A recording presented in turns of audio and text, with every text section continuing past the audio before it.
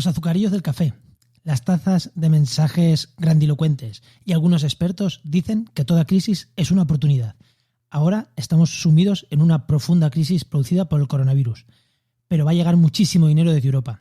Ojalá que ese dinero se invierta en cambiar el modelo productivo, no en construir más ladrillos, no en especulación. Esperemos. Comienza Actualidad y Empleo Ambiental, un podcast de Juan María Arenas y Enoc Martínez.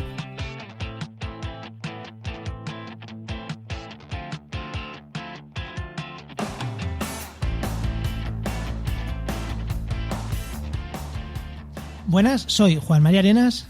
Y yo, Enoc Martínez. Y este programa cuenta con el patrocinio de GeoInnova, la Asociación de Profesionales del Territorio y del Medio Ambiente. Hoy, en el programa 95 del martes 20 de abril, hablamos del Plan de Recuperación Económica y sus implicaciones en energía. Y no os vayáis, que va a estar súper interesante. Aunque suena farragoso, quedaros que va a estar interesante. Además tenemos una persona que bueno, ahora la presentamos. Pero antes, Enoc, que si no me lío, ¿qué tal tu semana?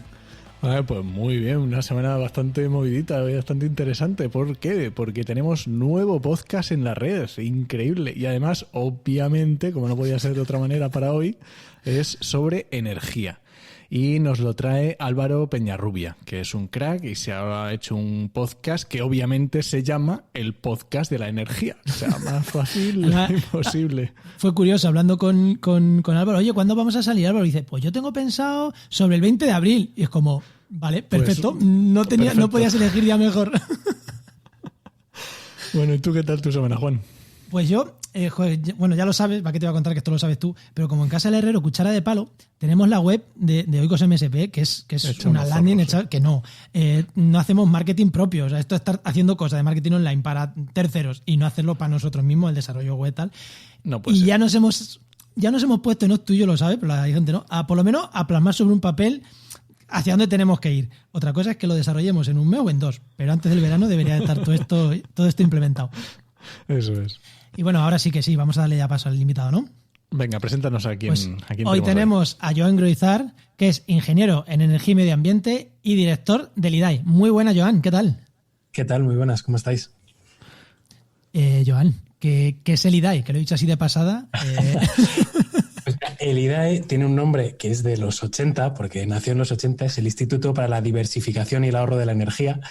Pero dicho un poco más interesante, somos un poco el brazo armado del Ministerio de Transición Ecológica cuando hablamos de temas de energía. La definición esa me encanta. Cuando se trata de bajar al territorio, ¿no? De bajar a la acción, a la ejecución de la política energética, pues nos toca a nosotros. ¿Y dependéis solamente del Ministerio de Transición Ecológica ahora? Efectivamente, de la pata de energía, es decir, la Secretaría de Estado de Energía es la presidencia del IDAE y a su vez pues esto forma parte del MITECO, del Ministerio de Transición Ecológica. Ahí teníamos dudas, no sabíamos, de hecho no sabíamos si era solo medio ambiente, transición ecológica ahora, o tenía ahí implicaciones. Bueno, Joan, la verdad que me encanta tenerte aquí, ya sabemos, llevamos detrás de ti a ver si te venías un tiempo, pero es verdad que está siendo difícil, pero ahora por fin te tenemos y además la ocasión se lo merece, va a hablar del plan de recuperación económica, pero antes, Enoc, vamos con el empleo, ¿no? Venga, vamos allá.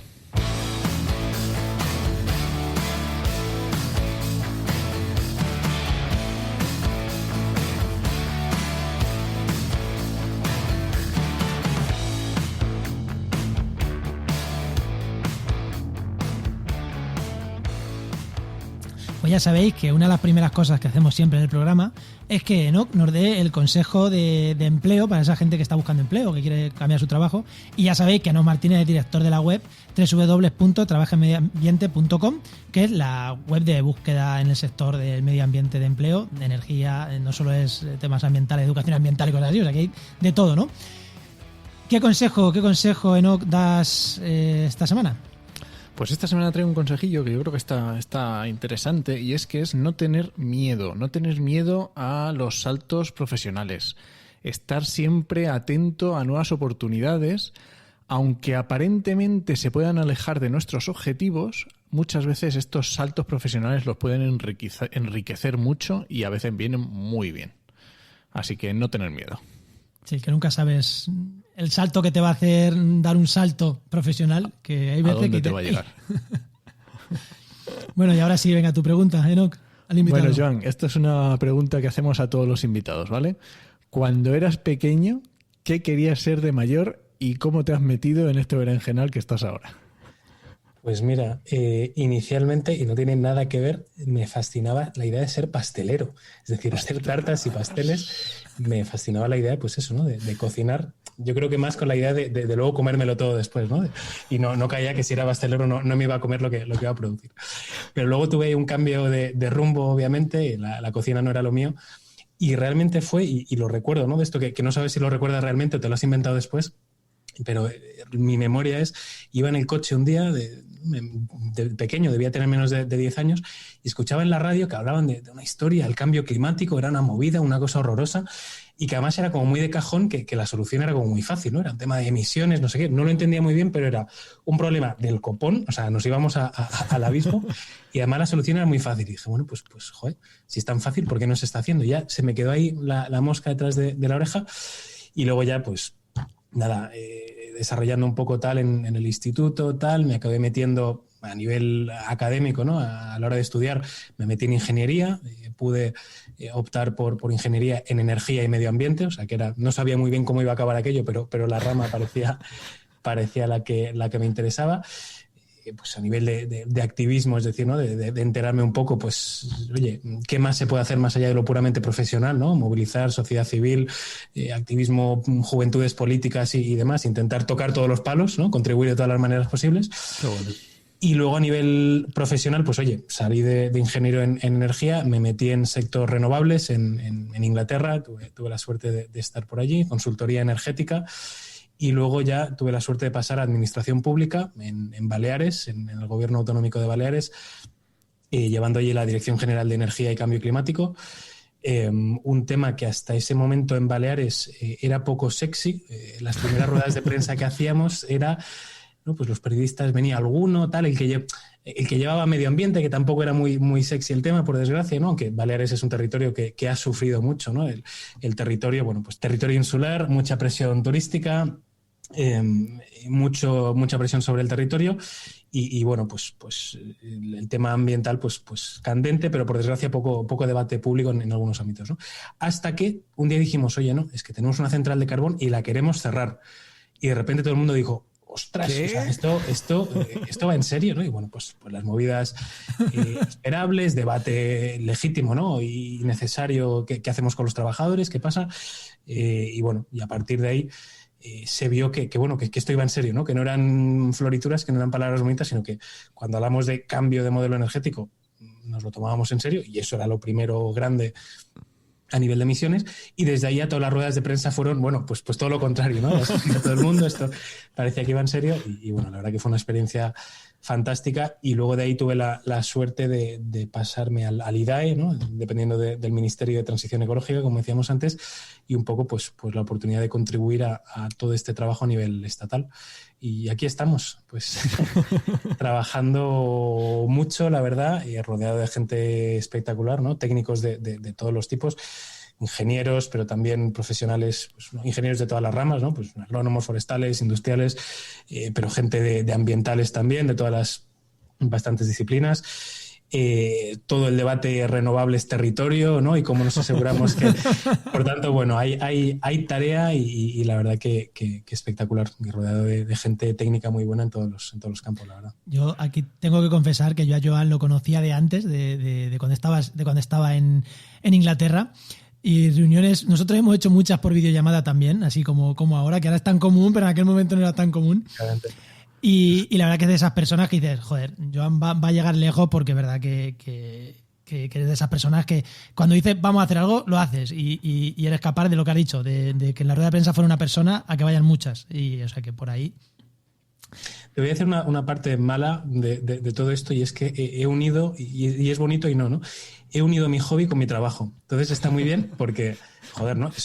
Y ahora siendo serio, ¿no? Es un privilegio poder trabajar de lo que te motiva, pero a la vez cuesta desconectar, porque lo que yo hubiera hecho, ¿no? Mis fines de semana, mi tiempo libre, hubiera sido pues a apoyar, colaborar en lo que hubiera sido en temas de clima, ¿no? Entonces me cuesta separar, pero bueno, acabamos encontrando la forma de conciliar, que es importante también. Tiene otro hobby, ya está. A la playita. Hay que encontrar, exacto. Bueno, ¿Vamos con el tema? Venga, vamos con el tema.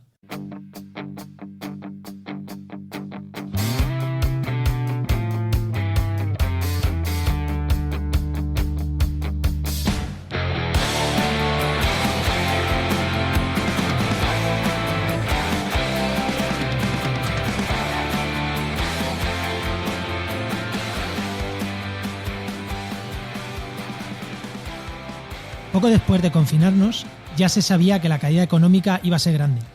Y todas las miradas se pusieron en la respuesta que iba a llegar desde Europa.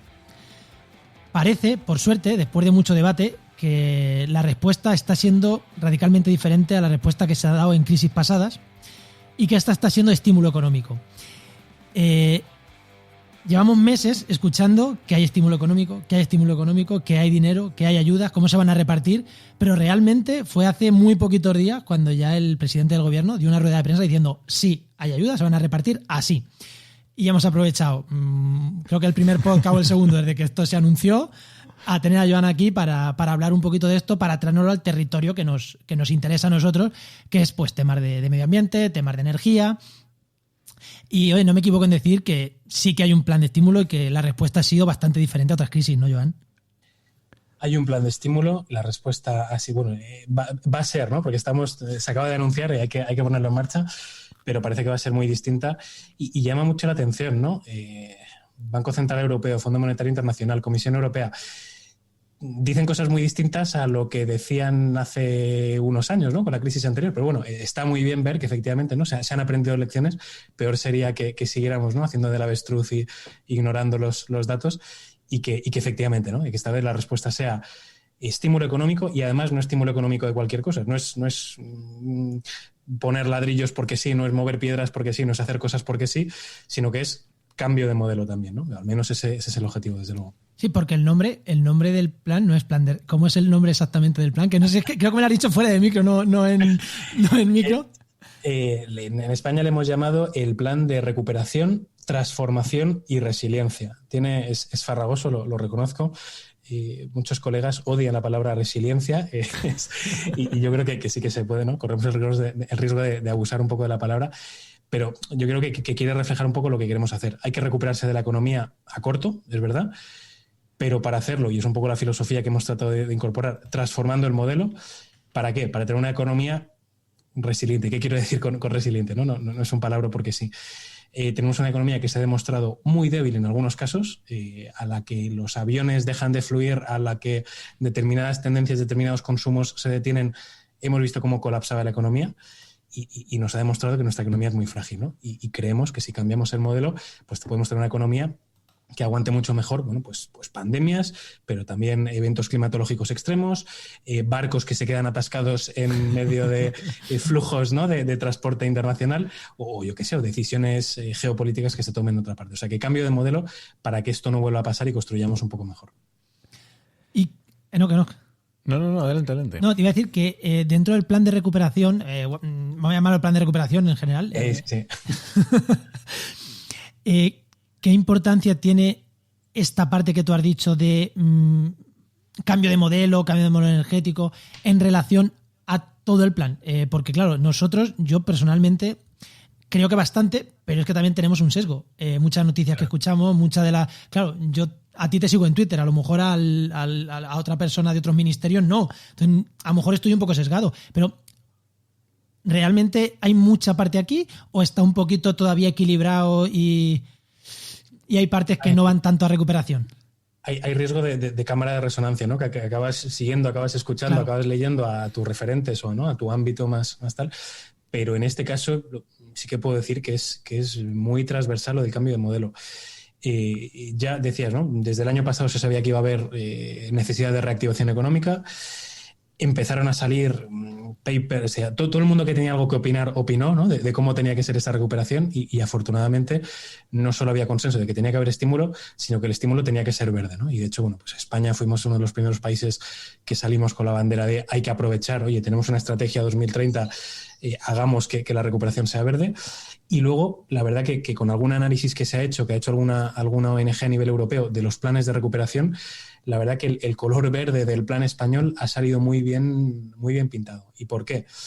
Tiene una doble vertiente verde, por decirlo así. Uno, por la propia normativa europea, más del 37% del presupuesto obligatoriamente tiene que contribuir a lucha contra el cambio climático. Y eso puede ser renovables, pero puede ser movilidad sostenible, puede ser cambio de modelo de la industria. O sea, no es solo nuestro ministerio, es transversal de gobierno, pero el 37% del presupuesto al menos tiene que contribuir en positivo. Y adicionalmente a eso hay un principio que es el do no significant harm en el lenguaje de Comisión Europea, que es el principio de no hacer daño significativo. Ninguna de las inversiones que entran en el plan de recuperación, hay una serie de filtros, entonces hay que estandarizarlo, ¿no? Pero se tienen que pasar el filtro de que no haga daño significativo. Nivel anécdota. Tenemos un problema climático en España brutal con los incendios forestales, ¿no? Mayor temperatura, mayor probabilidad y mayor riesgo y de mayor impacto de incendios forestales. Parte de esa resiliencia que queremos conseguir en la parte de gestión del territorio es, bueno, pues mayores defensas, mayor capacidad de, ante mayores problemas de incendios, pues oye, poder responder. Camiones de incendios, ¿no? Pues tenemos que tener camiones de incendios. La Comisión Europea pregunta, bueno, ¿pero con qué combustible van a ir los camiones de incendios? Es decir, ese es el nivel, es la anécdota, ¿no? Pero es una anécdota real, es decir, con los funcionarios de la Comisión nos hemos encontrado esa reunión. Entonces, ¿es real que esto va de cambio de modelo? ¿Es real que hay un filtro verde? Por lo que hemos visto hasta ahora, sí, y hemos tenido que justificar que cada una de las cosas realmente pase ese filtro. Insisto, es una anécdota, pero es real para que veáis un poco cómo va el planteamiento. Y dentro de toda esta parte, vamos a decir, verde que le hemos llamado, ¿cuánto es específicamente más dirigido a energía? La parte verde es, como decíamos, ¿no? es muy amplia y he puesto el ejemplo de los incendios forestales, ¿no? Y hay una parte muy de infraestructuras verdes, gestión de agua, es decir, parte propiamente que llamaríamos medio ambiente, ¿no? Y que lideran nuestros colegas de la Secretaría de Estado de Medio Ambiente. Y en energía, digamos, sería un poco la otra mitad. Es decir, tenemos unos del orden de 10.000 millones de euros a destinar en los próximos años en lo que llamaríamos transición energética, desde renovables, almacenamiento propiamente, pero también movilidad de forma distinta. Para nosotros cambio de movilidad es transición energética, rehabilitación de edificios es transición energética. Entonces, bueno, hablamos 10.000 millones son los que tengo yo detrás de la oreja porque son los que nos toca gestionar a nosotros, puramente desde el IDAE, que es mucho y da un poco de vértigo, hay que seamos sinceros, pero bueno, nos estamos armando para ello. Pero también, por ejemplo, ¿no? el Ministerio de Fomento, que ahora se llama de Transporte, Movilidad y Agenda Urbana, pues lleva también una parte importante, ¿no? O sea que al final, bueno... Eso que es difícil, ¿no? Es difícil asignar a unas partidas a otras, pero en porcentaje más o menos del total, porque el total de dinero, te pillamos y decimos que cuál es el total de la ayuda que llega a España. Grosso modo, ¿vale? De orden de magnitud, estamos hablando de 70.000 millones de euros que llegan en ayudas a fondo perdido. O sea, esto es dinero socializado a nivel europeo realmente, que llega a España para invertir en estas cuestiones. Y de esos 70.000, unos 10.000 más o menos van unos 10.000 nos toca gestionar directamente como IDAE y a esto le tenemos que gestionar lo que le tenemos que añadir, a lo que gestionan los colegas en medio ambiente para la parte puramente verde, lo que gestionan los colegas en fomento, y entre todo esto suma ese 37% que es, bueno, pues un paquete importante. Es decir, nunca antes habíamos tenido tanto presupuesto concentrado en tan poco tiempo, porque además estamos hablando de que el esfuerzo es 21-23. Es decir, entre este año, el año que viene y el siguiente queremos concentrar ese esfuerzo. Habrá cosas que por la propia naturaleza se pasarán un poquito, pero es concentrar ese esfuerzo, la mayoría de eso, en 3 años, que es... La administración no está preparada, no estaba preparada y la estamos intentando preparar. Y me atrevo a decir que el sector privado, ¿no? que las partes que tengan que haber inversión privada también les va a costar. Nunca antes habíamos tenido tanta pasta focalizada tanto en estas políticas. ¿Y quién gestiona este dinero? Porque tú has dicho que lo gestionáis vosotros, pero no sois vosotros directamente, ¿no? Los que al final otorgáis las ayudas. Aquí están ayuntamientos, comunidades autónomas. No sé, ¿cómo se articula este tipo de ayuda? Porque para aterrizar un poquito, que verdad que se habla de cifras, pero yo estoy en mi casa y digo, ¿y eso quién se lo gasta? ¿Se lo gasta Joan él solo o quién lo gasta? ¿Cómo llega, no?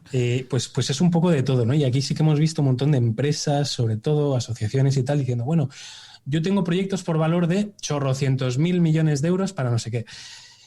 Y lo cuentan o es contado, ¿no? O sea, la opinión publicada en algunos casos, lo que te cuenta es, bueno, esto ya parece que ya está todo vendido, ¿no? Y que con 4 proyectos de 4 grandes, pues ya está todo el pescado vendido. Y de hecho, eso ha generado un poco de preocupación, ¿no? Entre pymes, entre autónomos, entre particulares, que digan, oiga, ¿esto de qué va? ¿Está ya todo vendido? Entonces yo me quedo fuera. Entonces, me alegra que me hagas esa pregunta.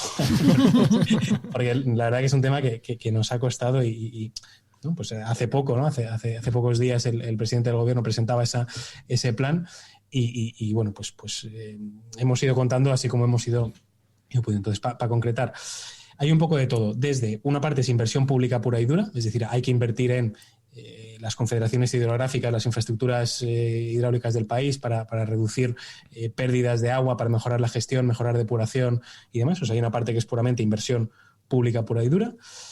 O, yo qué sé, pues en los municipios, ¿no? Una parte será para que los municipios inviertan en carriles bici, reordenación del tráfico, peatonalización, cámaras que te permitan establecer zonas de bajas emisiones, es decir, infraestructura pública, es gasto público puro y duro. ¿Que eso cómo llega al sector privado? Bueno, pues todo eso se licita, ¿no? Y hay una empresa que es la que luego se dedica a hacer eso.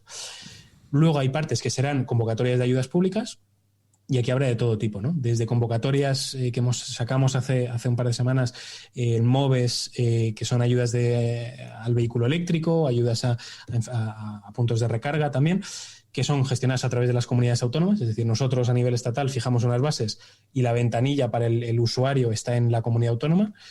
Como es un poco lío, lo intentamos tener todo centralizado en la web del IDAE. O sea, tú, aunque la convocatoria sea autonómica, en la web del IDAE tienes toda la información para saber, oye, yo vivo en tal sitio, ¿qué tengo que hacer? Bueno, pues pinchas y según donde vivas es muy fácil seguir. Y hay otras convocatorias que son de temas más singulares que lo gestionamos a nivel centralizado. Me lo invento. Hidrógeno renovable. Pues no va a haber necesariamente un electrolizador de hidrógeno renovable en cada pueblo de España. Habrá los que haya, ¿no? O comunidades energéticas o comunidades de energías renovables o participación social. Bueno, pues por desgracia no hay en cada pueblo una comunidad energética. Entonces serán proyectos más singulares que nosotros de forma centralizada haremos una especie de concurso donde el mejor proyecto, ¿no? Según nos baremos, pues se lo lleve. Y entonces será un poco de todo, ¿no? Habrá ayudas, insisto, que el primero que pida se la lleva, otras que sean por concurrencia, otra que sea inversión pública. Son instrumentos que ahora estos meses es lo que vamos a ir aterrizando y sacando al ritmo que podamos con cada cosa.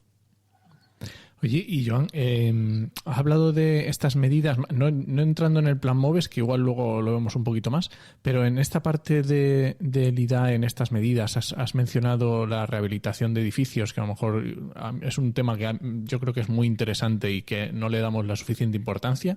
Y además de esta, ¿qué otras medidas? O qué... Pues mira, por hacer un poco lista, efectivamente rehabilitación energética de edificios, que al final eso es win-win-win, ¿no? O sea, mejoras calidad de vida, reduces consumo energético, entonces la gente llega mejor a final de mes y les ayuda a hacer esa inversión. A mí esa, es de cajón. A mí es la que más me gusta de todas. O sea, esa y otra, que luego te voy a preguntar que si hay o no, son las que más me gustan. Del MOVES tengo dudas, pero esa me encanta. Y que además, pensando en esa vertiente profesional ambiental, pues de todo lo del ladrillo no es nuevo en este país. Entonces, si hay un sector que genera mucho empleo, pero que podemos reorientar hacia mejorar la estructura edificada del país existente y no ocupar nuevo territorio con nueva construcción, pues mejor que mejor, ¿no? Entonces, tienes ese win-win también, que tienes mucho empleo, pero además no ocupas, no invades nuevo territorio, sino que mejoras lo existente. O sea que rehabilitación energética es muy potente y es una de esas que te decía que está compartida, ¿no? con el Ministerio de Fomento. Movilidad sostenible, y aquí hablamos de vehículo eléctrico, pero hablamos también de mejorar las ciudades, de facilitar la bici, facilitar desplazamientos a pie. En renovables, autoconsumo, o sea, fundamental, generación distribuida, que cada empresa, cada hogar, cada administración pública pueda generar una parte de su energía. Sustitución de calderas o de consumo, ¿no? De consumo energético por renovables. Renovables que llamamos innovadoras, es decir, oye, un parque eólico, un parque solar, eso afortunadamente ya es rentable económicamente, eso no necesita ayudas del plan de recuperación. ¿Qué es lo que sí que necesita ayudas? Cuestiones que tengan un plus. ¿A qué llamo un plus? Pues me lo invento. Si tengo que incorporar renovables en espacios edificados como pérgolas de aparcamientos, pérgolas que en aparcamientos, por ejemplo, y por tanto aprovecho espacio que ya está antropizado, que ya está aprovechado. Agrovoltaica, o sea, aprovecho la altura, entonces, bueno, pues esa energía solar la comparto, ¿no? Según vaya moviéndose el sol en el cielo, en función y puedo aprovechar ese mismo espacio para generar electricidad y mantener esa capacidad productiva en términos agrícolas del terreno. Innovación pues en energías renovables marinas, ¿no? Es decir, renovables que nos lleven un poco más allá. Luego hay cuestiones de almacenamiento energético, y si queremos ser una potencia renovable, pues el recurso está cuando está, entonces tenemos que almacenar para poder pues que no se apaguen las luces cuando las necesitamos. Hidrógeno renovable. Eso quería preguntarte. Que aprovecho para decir, no es hidrógeno renovable en todas partes porque sí a cualquier coste, que puede parecer, ¿no? Y de nuevo, hay algún titular por ahí de algún abanderado que dice, bueno, pues ahora todo va a ser... Oiga, no, el hidrógeno vale para lo que vale, que significa que hay muchas cosas para las que no. Termodinámicamente, ¿no? Si os sigue gente técnica y tal, es poco eficiente, es decir, desde que generas la electricidad hasta que esto es electrólisis de aguas, al final el proceso químico es clarísimo, pierdes mucha energía, pero tiene su parte útil, su parte positiva, como materia prima. Elemento acero vamos a seguir necesitando. Me da igual si es para hacer la torre del aerogenerador, si es para hacer cualquier cosa, vamos a seguir necesitando acero. El hidrógeno verde puede sustituir el carbón como materia prima para fabricar acero, por ejemplo. O puede ayudarme a tener las altas temperaturas que necesita un elemento de fabricación de acero, como te digo, otros químicos que necesitemos, ¿no? en medicina, lo que sea. Es decir, hay usos muy concretos, industriales, sobre todo de transporte pesado, donde el objetivo nosotros que nos marcamos es desplazar consumos de hidrógeno u otras materias primas fósiles industriales y no desplazar otras cosas que no tenga sentido. Pues en tu casa, seguramente, para calentar el agua, mejor el sol de forma directa. Eso es lo más eficiente. ¿Para qué te vas a meter en cosas complejas que no tienen sentido? Una pregunta, ya que has tocado ahora acero y tal, ¿cómo se lleva la gestión? Porque claro, vosotros dependéis, ya has dicho, de transición ecológica. ¿Cómo se lleva la gestión en estas medidas cuando son transversales? Porque muchas de las cosas que estás diciendo dices, es que aquí entramos nosotros, pero es que aquí entra también Fomento.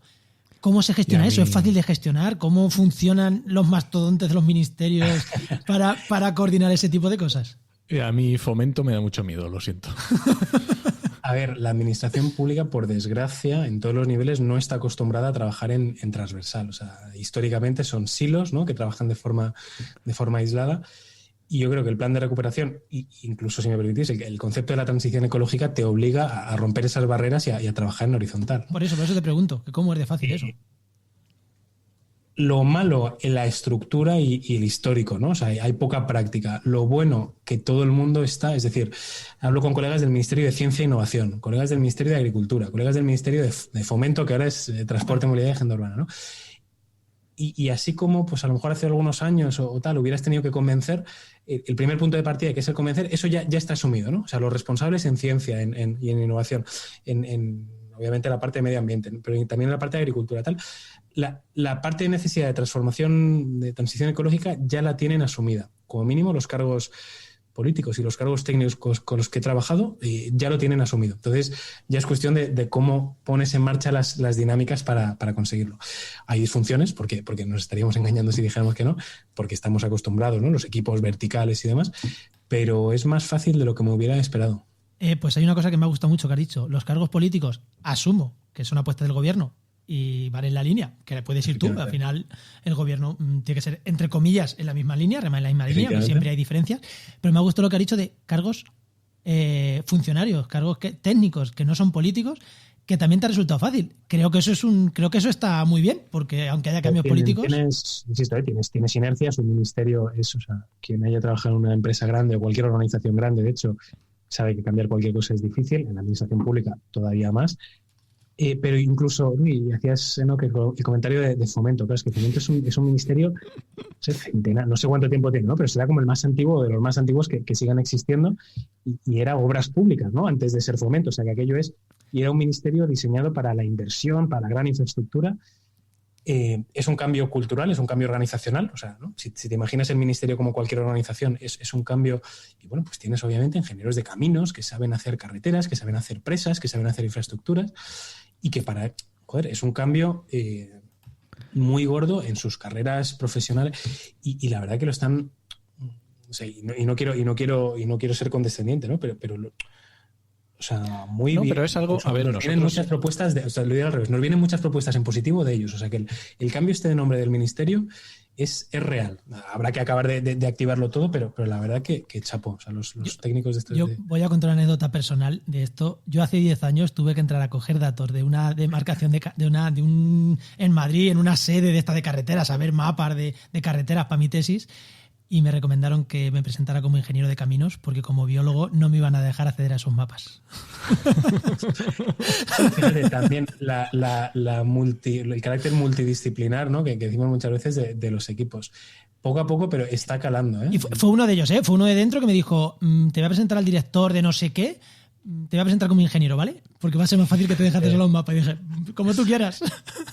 Y está ahí, y te encuentras, ¿no? Y sobre todo, pues a lo mejor la gente que lleva más tiempo y tal, pero insisto, hay de todo. Y bueno, pues por lanzar la primera piedra, ¿no? Nosotros mismos en IDAE, la gran mayoría somos ingenieros en la casa.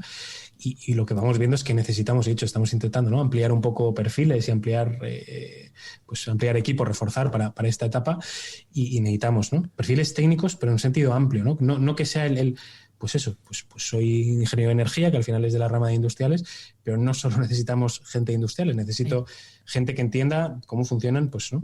Cómo funcionan, medio ambiente en general, los ecosistemas, la biodiversidad, economistas también, que entiendan, pero no solo de economía clásica, sino de cómo reacciona la gente. Vamos, la transición ecológica en general, la transición energética, que es lo que nosotros trabajamos, solo con el chip de cambio una máquina que era una central térmica por una máquina que se llama aerogenerador, solo con eso se te desmonta todo, ¿no? Tiene todo lo de detrás, cómo eso lo metes en el territorio, cómo convences a la gente, cómo implicas a la gente para que se lo haga suyo, etcétera, etcétera. Solitos los ingenieros no podemos. O sea, menudo melón estás abriendo. Sí, ahora que hablas de meter gente en el equipo, ahí tenemos a nuestro amigo que sabemos que nos escucha, así que lo saludamos de aquí, nuestro amigo Pablo Ros, que ha pasado por el programa varias veces y, bueno, público, ¿no? Que está ahora trabajando ahí en el ministerio y la verdad que nos alegramos mucho por él y porque seguro que aporta ideas. ¿No? Sí, yo creo que me gustaría un poco hablar de la parte esta del plan MOVES que has comentado, entrar un poco más sobre encima, porque creo que hace unas semanas se presentó. Efectivamente, fue hace un par de semanas, creo. Exacto. ¿Y cuáles son las líneas o por dónde van los tiros? Pues mira, es dentro del paquete de movilidad sostenible, ¿no? Habrá una parte de cambio de ciudad, de cambio de modelo, pero en esta parte concreta es movilidad eléctrica, pura y dura, por tanto hablamos de dos grandes patas. Es ayudas a la adquisición de vehículo eléctrico, preferiblemente achatarrando vehículos antiguos, ¿vale? O sea, sustitución de vehículo antiguo contaminante por vehículo eléctrico, y puntos de recarga, o sea, infraestructura de recarga de vehículo eléctrico que te permita que eso tenga sentido. Son 400 millones de euros de presupuesto que le dedicamos a eso, pero ya hemos comprometido que si se agota, si hay suficiente demanda, podemos ampliar hasta 800 millones de euros. Y son ayudas pues pensando en un coche, ¿no? ¿Cuánto me llevo por un coche? Pues si achatarro un coche antiguo para aprovecharme de la ayuda, son 7.000 euros de ayuda. Y además, si estoy en un municipio de menos de 5.000 habitantes, un 10% más. ¿Qué es lo que hemos pensado? Es más fácil en gran ciudad, en zona urbana, apostar por el vehículo eléctrico, pero tenemos que asegurar que esa transformación ocurra en todo el estado, ¿no? Entonces, tanto el vehículo eléctrico como los puntos de recarga y la forma más sencilla, ¿no? Para que sea muy, muy estándar y muy tales, pues municipios de menos de 5.000 habitantes tienen una ayuda adicional. Y tiene sentido para nosotros, tanto la parte de reducción de emisiones, parte de cambio de vector energético en este caso, como también, y esto es un plan de reactivación económica, de tema industrial y tema de cadena de valor, ¿no? En la parte de los puntos de recarga, esto no se sabe y no lo tal, pero somos un país puntero, o sea, exportamos infraestructura de recarga de vehículo eléctrico, es decir, en Escandinavia nos compran tecnología española, en Latinoamérica compran tecnología, en Estados Unidos compran tecnología española. No está en el imaginario colectivo. Sabemos lo del turismo, sabemos lo del vino, sabemos lo de los coches, pero lo de los puntos de recarga pues no se sabe. Entonces, oye, pues ya que además de ser bueno para el país, pues oye, es un sector que es exportador y que genera empleo industrial, que además pues tiene una serie de características que es muy, muy sólido el empleo industrial. Y por otra parte, el sector de la automoción, oye, pues a día de hoy aproximadamente el 10% del PIB de España, de una forma u otra, está ligado al sector de la automoción. En lo que son motos, por ejemplo, somos el primer fabricante europeo de motos eléctricas, que yo hasta hace poco no lo sabía, o sea que somos punteros ahí. Y en turismos, o sea, en coches, ya hay como una decena de modelos eléctricos que se fabrican en España y cada vez más. ¿Cuál es el planteamiento? El sector de la automoción en España es cada vez... el sector de la automoción en España es en su mayoría exportador y es exportador a países que ya han dicho que tiene fecha a tope esto de los fósiles. Entonces tenemos dos opciones, ¿no? O somos un país que apostamos por la electrificación y por tanto hacemos ese cambio y por tanto la industria de la automoción pasa a ser automoción eléctrica y no automoción ligada a combustibles fósiles, o tenemos que saber qué hacemos con ese 10% de PIB y de empleo que habrá que dedicar a otras cosas, ¿no? Y eso no va en contradicción o tiene que ser compatible con necesitar menos el coche, usar menos el coche y que haya menos coches. Es decir, es un objetivo declarado de la estrategia energética de este gobierno que en 2030 no solo haya mucho coche eléctrico, sino que en total haya menos coches. Eso es así, lo estamos apostando por ello y las ciudades tienen que tener menos coches y eso no es incompatible con que los que haya sean limpios, ¿no? Oye, y John, cuando efectivamente hablabas de las ayudas que se van a hacer a la compra de el cambio de modelo de coche eléctrico y lo ligabas efectivamente muy bien con el tema del PIB y el gran porcentaje industrial que tenemos, estas ayudas que se dan, ¿cuánto ayudan al usuario y cuánto ayudan a la industria? ¿Vale? Porque es un debate bastante interesante de que si al final o se está ayudando realmente a la industria o se sube el precio. Es un poco ahí, siempre da suspicacias esto, ¿no? Sí, no, es un debate normal y legítimo. Lo que sí que estamos viendo es que los precios de los vehículos eléctricos están a la baja, ¿no? Y van saliendo nuevos modelos y cada vez más a la baja, sobre todo por la parte de baterías. O sea, al final la tecnología de baterías, ¿no? De ion litio va bajando el precio y eso se va viendo.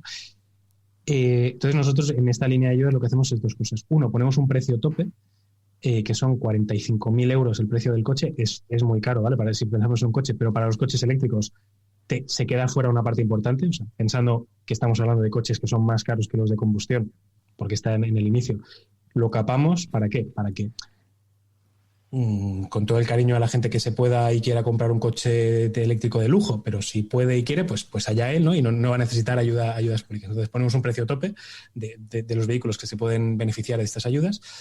Y dos, lo que exigimos es que haya un descuento de 1.000 euros por parte de la empresa, ¿no? Para a la hora de beneficiarse de esta ayuda. Y lo que hemos estado haciendo es un seguimiento de los precios para ver si hay una tendencia al alza, ¿no? Y lo que vemos es que no, es estable o a la baja, ¿no? Como decía, con nuevos modelos. Entonces, se ayuda al particular y lo que vemos es que se estimulan las ventas y crece, ¿no? La matriculación, el porcentaje de ventas de vehículo eléctrico. De hecho, ha sido interesante, este último año ha bajado estrepitosamente la venta de vehículos en general, pero se ha mantenido, incluso ha incrementado la venta de eléctricos, es decir, es un crecimiento absoluto y proporcional en eléctrico, pero es una bajada en vehículos en general. Y aquí también de lo que se trata es de lanzar un mensaje muy concreto, ¿no? España apuesta por el eléctrico, fin. Entonces, sector de la automoción, o apuestas por el eléctrico o búscate otra cosa, ¿no? Entonces, tenemos que ser capaces de acompañar de dar señales muy claras de esa transformación. Jugamos también con desventaja en España en el sentido de que, pues Grupo Renault, Grupo Volkswagen, Grupo BMW, las sedes no están de Pirineos para abajo, las sedes están en otra parte, ¿no?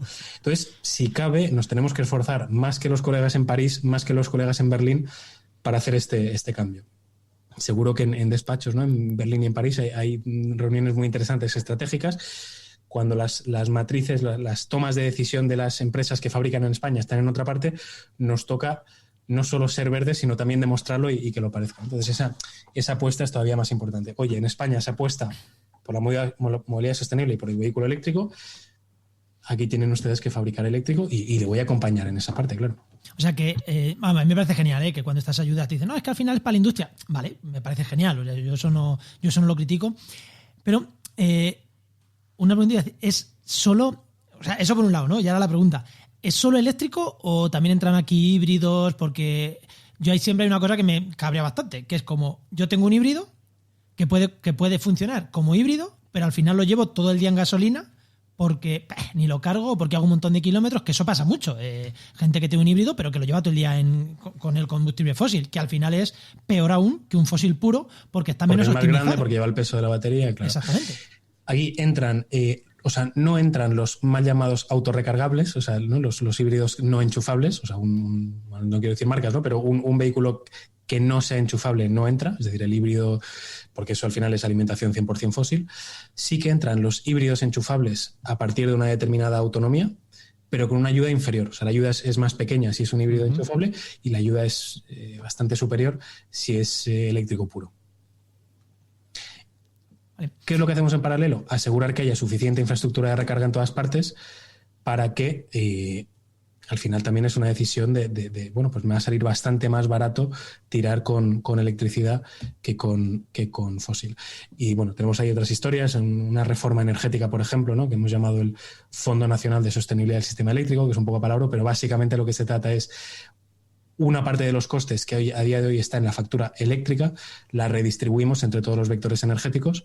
Por tanto, lo que hacemos es bajar la factura energética, la factura eléctrica, o sea, la factura eléctrica tanto en todos los usos, también en vehículo eléctrico, se baja y eso, bueno, pues si lleva a que se incrementen los otros combustibles, pues ahí también contribuyes a ese cambio. Entonces, si tú tienes un híbrido enchufable, sí, es verdad que puedes usarlo solo en modo fósil, pero te va a costar bastante más caro que si recargas cuando puedes recargar. Y nuestro objetivo es que allí donde vayas, sea una gasolinera, sea un parking, sea en tu casa, si tienes parking en casa, puedas tener un punto de recarga y el Moves también te ayuda en la parte de infraestructura de recarga. Eso, en plan de infraestructura de recarga, típica persona, comunidad de vecinos. Lo digo por el tipo de oyente que podamos tener que diga, oye, pues yo tengo aquí de hecho yo mismo tengo aquí el garaje. ¿Se puede acoger alguien así, entre comillas, particular, a hacer este tipo de ayuda y a implementar esto? ¿O es solo para grandes empresas? No, es para todo el mundo. De hecho, para el particular y para el autónomo también damos más ayuda. O sea, para los particulares y autónomos la ayuda está en el 70% para infraestructura de recarga. Y si es un municipio de menos de 5.000 habitantes, lo subimos al 80%. O sea, alguien que esté en un municipio de menos de 5.000 habitantes, tanto en su casa, en el parking particular, si tiene, como en la comunidad de propietarios, puedes tener ese 80% de ayuda. Y lo que hemos hecho también en comunidades de propietarios, bueno, una cosa que es muy importante, quien esté pensando en un eléctrico, en una comunidad de propietarios, si tienes un parking comunitario, no tienes que pedir permiso a la comunidad para ponerte el punto. Solamente tienes que notificar.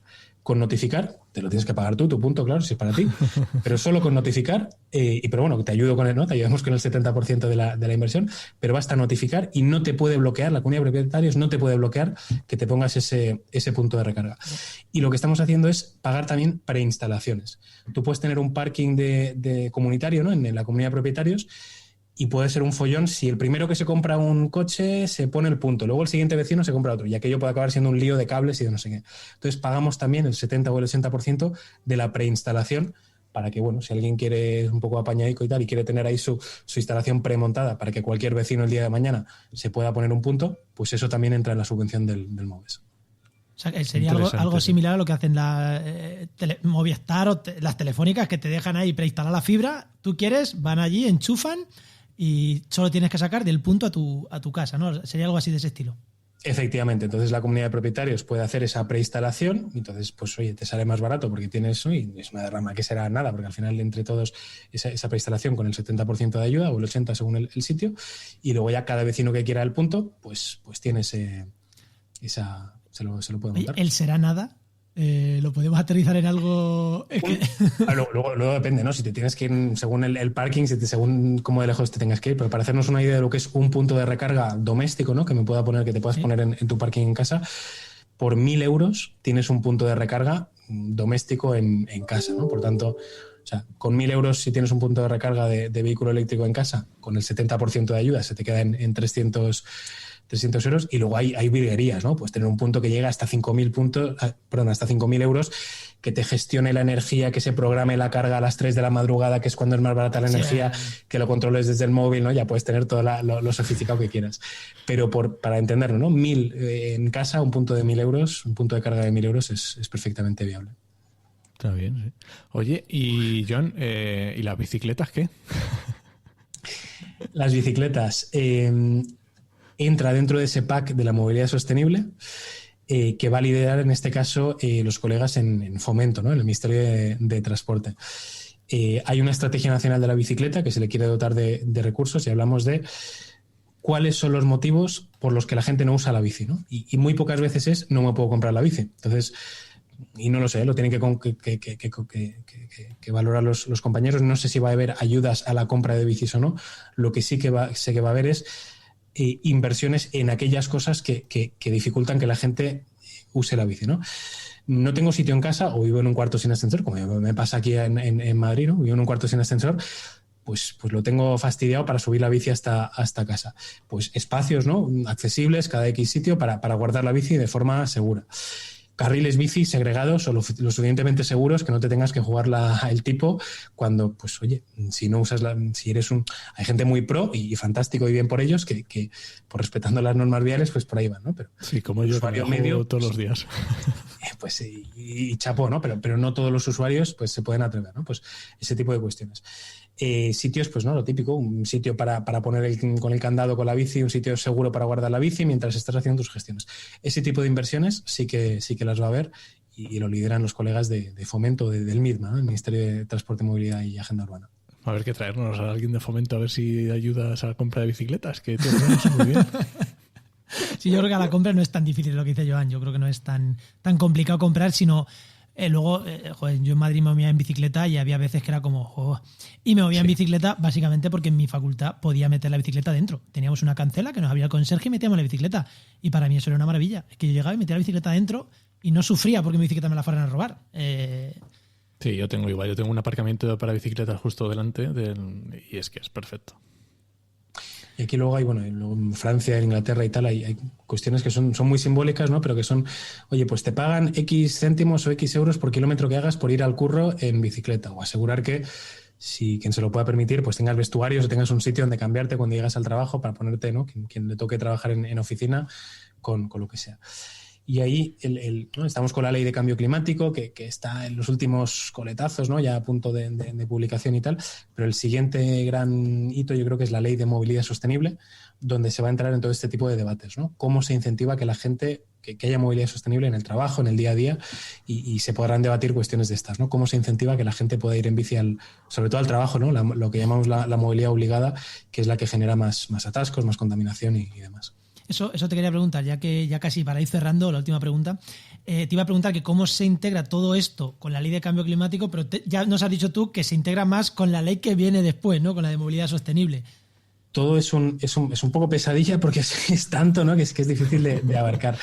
Pero y volviendo, ¿no? Un poco al inicio de la conversación, el plan de recuperación, transformación y resiliencia, y es verdad que nos hemos centrado mucho, ¿no? En la parte de ayudas, en la parte de presupuesto, que al final es la que tiene más chicha, ¿no? La interesante.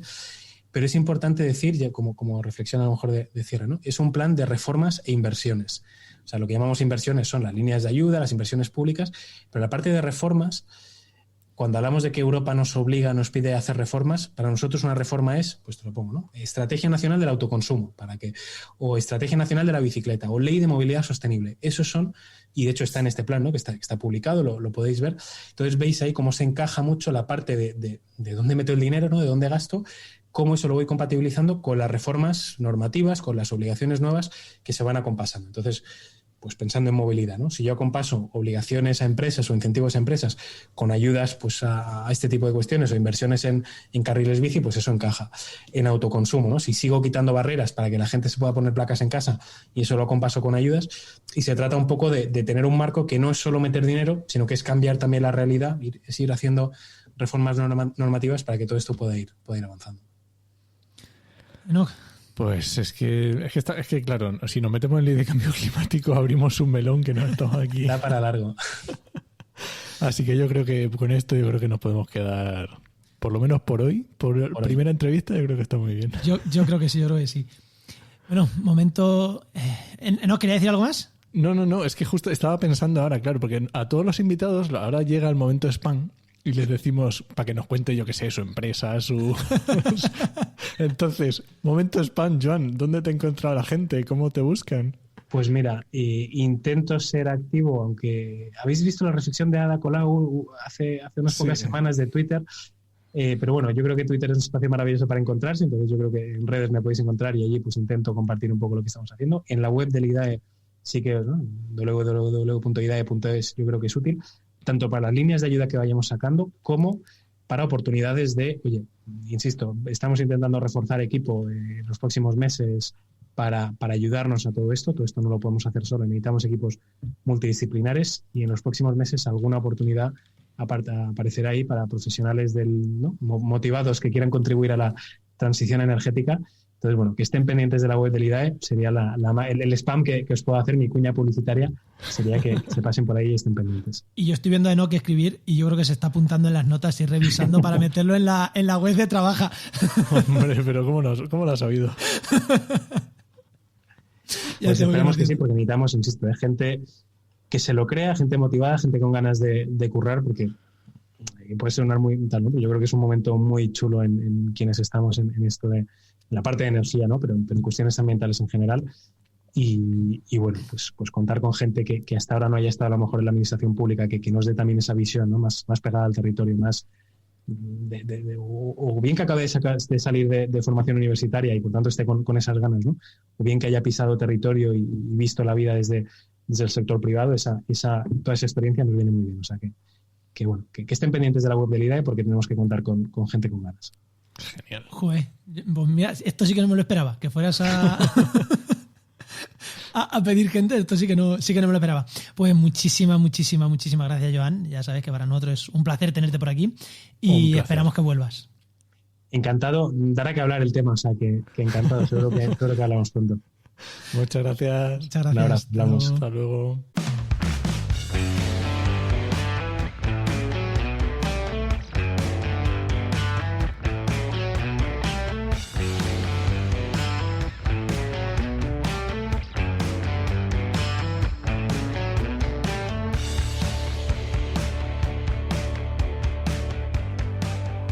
Bueno, Enoch, hoy no cambiamos de tema, ¿no? Si habéis llegado hasta aquí porque os interesa el tema de la energía, no os vayáis porque, oye, seguimos hablando de energía. Y si no os interesa el tema, ya os habéis ido, con lo cual, quedaros, que la herramienta hoy, ¿no? Va a estar chula, ¿no? Vamos con las herramientas patrocinadas, las herramientas que nos trae siempre GeoInnova. ¿Y a quién tenemos hoy, Enoch? Pues hoy tenemos otra vez de nuevo con nosotros al gran Patricio Soriano, que es desarrollador web y geógrafo y además es responsable del área de SIG y desarrollo en GeoInnova, que como sabéis es nuestro mejor patrocinador. El mejor que tenemos. El mejor. Muy buena, Patricio. Hola, ¿cómo estáis? Bueno, estáis? Patricio. Oye, mira, en vez de preguntarte una herramienta, ¿qué herramientas nos traes? Yo tenía una pregunta que hacerte y que de hecho lleva mucho tiempo, en plan que queríamos que me la contaras aquí en el programa algún día, ya lo hemos hablado un montón de veces. Que vaya a pillar, hoy a pillar. y creo que hoy era el día para preguntártelo, porque seguro que la gente que está escuchando el programa, pues estos temas le pueden interesar y creo que es el día. Oye, ¿qué relación hay? Porque yo veo las redes eléctricas, la distribución de redes, que lo ves ahí algo súper complejo, red eléctrica, bueno, y otras 300 empresas literalmente que hay en España, distribuidoras de energía. Y yo sí me he preguntado, digo, joder, ¿estas empresas utilizan los sistemas de información geográfica para trabajar? Sí, no, porque yo lo veo que al final son líneas y polígonos y yo pienso siempre, tiene que haber relación, pero no lo sé. Bueno, sí se utiliza pensar, o sea, siempre hay un discurso un poco que se repite, que aproximadamente casi el 90%, yo creo que el 100% de los eventos que suceden o los elementos o la infraestructura tienen un componente espacial. Todo está situado en un sitio y todo es necesitado gestionar. Indudablemente una red eléctrica con su sistema de centro de transformación, las redes de alta, los soportes, el cablecito que nos llega a casa, o sea, que todo está en un contexto geográfico y es posible analizarlo con un sí. Entonces, las redes eléctricas, igual que otro tipo de redes, por el saneamiento, las telecomunicaciones, la fibra, tienen en los sistemas de información geográfica una herramienta fundamental para un montón de aspectos. Y que se puede incluso hasta el punto de saber dónde está la energía, dónde hay más energía, dónde se produce, todo eso se... Mira, nosotros os comento si queréis un poco, porque por la experiencia que tenemos desde GeoInnova, ¿no? Nosotros tenemos un sistema de información geográfica que se llama QElectric, que está orientado a empresas de distribución eléctrica, empresas medianas, de mediano tamaño, grandes. Sabéis que, bueno, el tema del flujo un poco de la distribución de la energía está desde la generación de las grandes centrales eléctricas, de energética tal, los parques de eólicos, fotovoltaicos y tal, todo lo que es la transmisión que la lleva Red Eléctrica y la distribución, que es las empresas que son las responsables de que nos llegue la electricidad a nuestra casa, y luego están las comercializadoras, ¿vale? Entonces, tanto a nivel de transmisión como a nivel de distribución, pensad que estamos trabajando con líneas, que son las líneas de alta, media, baja tensión, nodos de conexión, que son los centros de transformación o los transformadores que baja entre alta, media, baja tensión, elementos de corte que nos dan un poco seguridad o que para cuando se va a hacer un mantenimiento o una obra, pues al final eso es una red de transporte, en este caso de transporte de energía. Y los sistemas de información geográfica trabajan con redes topológicas en este aspecto. Entonces, considerando como una red topológica, por ejemplo, nosotros lo que hemos hecho es plasmarla cartográficamente en SIG, en QLStrikey, que está basado en QGIS, soportado sobre QGIS, y damos soporte un poco a la empresa. Esto tienen una serie de operaciones, desde el análisis de la red, la cobertura de las nuevas zonas de que se van a poner en carga para ciudadanos. Además, son las responsables de eso, el mantenimiento de la red, la gestión. Y eso tiene una serie de aspectos que tenemos que tener en cuenta, pues, al trabajar con electricidad, pues cuando se hacen los descargos, los cortes, los suministros. Todo eso se gestiona espacialmente y los SIG se utiliza tanto a niveles de macroempresas como en distribuidoras de un poco del ámbito que nosotros nos estamos moviendo desde GeoInnova.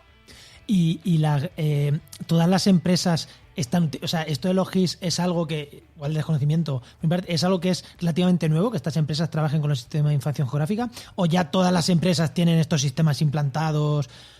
La mayoría de las empresas, hay ya muchas empresas que trabajan con sistemas de información geográfica por la potencia que tienen, ¿no? Por las características como herramientas propias para manejar información geográfica. Otras muchas trabajan con CAD, con los sistemas de diseño asistido, los famosos programas CAD para gestión de la red. ¿Qué es lo que pasa con los CAD? Que desde el punto de vista de trabajo de alineación, y en muchos son las herramientas que se aprenden en las carreras de ingeniería, ¿no? Bueno, pues que trabajan realmente con elementos a nivel gráfico, pero necesitamos también que haya una inteligencia de la red. O sea, la información no solamente tenemos el posicionamiento y la longitud, sino que hay unos datos asociados, la tensión, el corte, la distribución, la zona. Entonces, los sistemas de información geográfica es lo que nos va a permitir trabajar geográficamente con esa red, pero también analizarla. Entonces, sí hay empresas que cada vez más, ¿qué es lo que pasa? Que bueno, que las soluciones que hay comerciales están muy orientadas a las grandes empresas y las grandes distribuidoras. Entonces, nosotros como QLStrikey lo que apoyamos en un primer momento todo lo que son las tecnologías abiertas, lo que se llaman las tecnologías de información geográfica abiertas. Esto nos da o le da a las empresas un margen indudablemente a nivel de coste. También tenemos apoyamos el proyecto de la libertad, ¿no? Del desarrollo abierto, es decir, una empresa que trabaje con un SIG de estas características, además de tener unos costes un poco más asequibles para ella, también tiene el acceso a ese código, a ese desarrollo, ¿no? Y bueno, es un poco lo que queremos aportar en ese aspecto. Poco a poco están dando, pero cada vez más. ¿Y esto es para tipo de estas nuevas cooperativas que están saliendo, ¿sabes? Pequeñas cooperativas de edificios y este tipo de cosas? Nosotros estamos más trabajando porque las cooperativas de edificios van muy vinculadas con temas de placas solares que se enganchan a la red de distribución de energía. Que sería un nivel más alto, ¿no? Como para efectivamente, organizar sería todo eso. A nivel de distribución de la energía, pero muchas de las empresas estas, esto es un sector que, bueno, en el 2028 se hizo todo el tema de la ley de la liberación de energía, ya se separó la parte de distribución y transmisión a la comercialización, y nosotros podemos, como un comercializador o como una empresa comercializadora, enganchar la luz que deseemos, pero la distribución tenemos que utilizarla con la empresa que esté implantada en nuestro ámbito. Entonces, todo esto está regulado. Deben presentar una serie de informes que, curiosamente, esto está regulado, por decirlo de una forma, por la CNMC, ¿no? Lo que es la Comisión Nacional de los Mercados y la Competencia, ya que deben presentar unos informes que a partir de ahí se hacen unos cálculos de retribución, y curiosamente, para esta empresa y en esas circulares ya ahí se utilizan conceptos como redes topológicas, nodos. Se trata de la información geográfica porque se debe conocer perfectamente dónde están ubicados los activos eléctricos. Porque por temas de auditoría, o sea, que, como veis, las posibilidades son grandísimas desde el punto de vista un poco de normativo, pero desde el punto de vista también del área de negocio de las distribuidoras, ¿no? Esto nos va a permitir, por ejemplo, contextualizar la red, ¿no? Hace poco uno de nuestros clientes nos pidió que incorporáramos en la aplicación la ubicación de las zonas de impacto de aves. ¿de acuerdo? Porque a la hora de desarrollarse son aspectos medioambientales que están protegidos, como pueden ser un tipo de uso de suelo, pues esa capa estaba cartografiada y estaba suministrada por la administración. Pues entonces nosotros la incorporamos para que el análisis de todo el tendido eléctrico en las redes, los soportes, tuvieran en cuenta esa área. Entonces, fijaros que el SIG se incorpora como un elemento organizador, analizador y distribuidor de esa información para este tipo de empresas. Qué bueno. Qué bueno, ¿no? Y a mí me encanta lo de yo es que aquí soy débil. Yo trabajo en WordPress porque es software libre. QGIS, mi tesis la hice utilicé lo que pude QGIS porque es software libre, porque al final me parece una herramienta. El software libre maravilloso, que no es gratis, es libre. Quiero decir que cualquiera puede coger el código, entenderlo y construir sobre él. Eso es una diferencia con las herramientas de empresas privadas, que el código es secreto, entre comillas, que es, joder, a mí eso siempre me parece súper bueno. O sea, yo quien me llega trabajando con software libre, a mí me tiene ganado. Y la buena que tiene un core, un núcleo de herramientas que ya están ahí. Entonces, desde GeoInnova lo que hemos hecho es especiales, utilizar esa herramienta y desarrollar herramientas propias que van a necesitar la empresa de distribución. Es, por ejemplo, muy importante para ellos el tema de la simulación de las cortes de electricidad por la hora de mantenimiento, lo que se llaman los descargos. Además, esto deben informar también en esa documentación anual que deben presentar. Entonces nosotros estamos utilizando todo lo que son los geoalgoritmos de análisis de redes y de cobertura, lo que se llaman coberturas de área mínima o de cobertura mínima, temas de tracing que se llaman también. Entonces estamos utilizando que eso ya está incluido en QGIS. Lo importante de todo esto es gestionarlo y preparar los modelos para que a estas empresas, que en un sector muy específico como el tema eléctrico, les sirva. Y luego nos conectamos un poco a lo que se llaman a los sistemas corporativos. Nosotros gestionamos la parte geográfica, pero luego lo que hacemos es conectarnos a los famosos ERP, ¿no? Que llevan la vinculación, el dato del consumidor. Y esto tiene dos sentidos. Nos conectamos, pero también podemos analizar ese dato de consumo vinculado a un territorio, a ese punto de conexión, como pueden ser la cometida, que es el enlace, la conexión de la red eléctrica con el consumidor, ¿no? Y todo basándonos en la información geográfica y como dice Joan en QGIS, que es un software abierto. Joder, pues genial. La verdad que al final, cuando estás contando una herramienta, has contado cómo se pueden integrar la red eléctrica con QGIS o con los GIS en general, basado en vuestra experiencia, pero al final es ampliar, ¿no?, el campo de los GIS para, pues si es que todo lo que tú has dicho, todo está posicionado en un sitio en el espacio y eso al final es un GIS. Bueno, no sé si le quieres preguntar algo más a Patricio, lo despedimos hasta el próximo, que hoy lo hemos exprimido bien. Sí, yo creo que le hemos dejado bien para el próximo, sí. Era la sorpresa, ¿no? Bueno, Patricio, pues muchísimas gracias. Oye, pues nada, un saludo a los dos. Hasta la siguiente. Pues recuerda que esta sección te llega gracias a nuestro patrocinador, a GeoInnova, la Asociación de Profesionales del Territorio y del Medio Ambiente, y que puedes encontrar en www.geoinnova.org.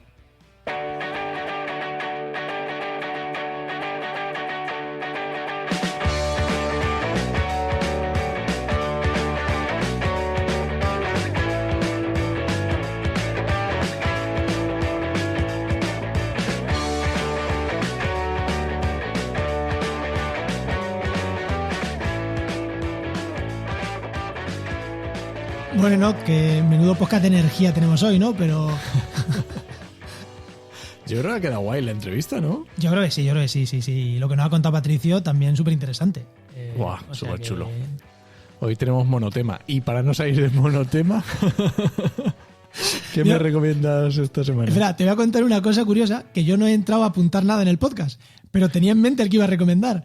Y creo que el que te habías apuntado tú para recomendar. Así que